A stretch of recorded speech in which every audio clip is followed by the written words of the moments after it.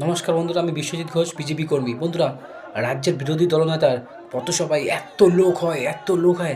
রাজ্যের মুখ্যমন্ত্রী পথসভায় এত লোক হয় না। রাজ্য সরকার পয়সা দিয়েও এত লোক আনতে পারে না। গরম দিয়েও এত লোক আনতে পারে না।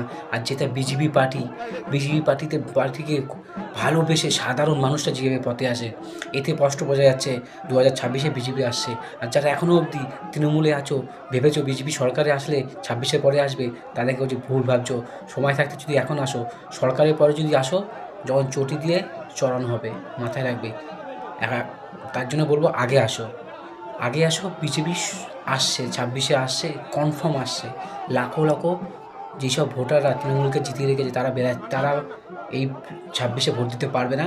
আর তৃণমূলের পতন হবে, বিজেপি সরকারে আসবে। তাই সব হিন্দুরা সময় থাকতে বিজেপিতে আসো। 26-এ গেরুয়া আবির মেখে জয় শ্রীরাম বলার সুযোগ পাবে।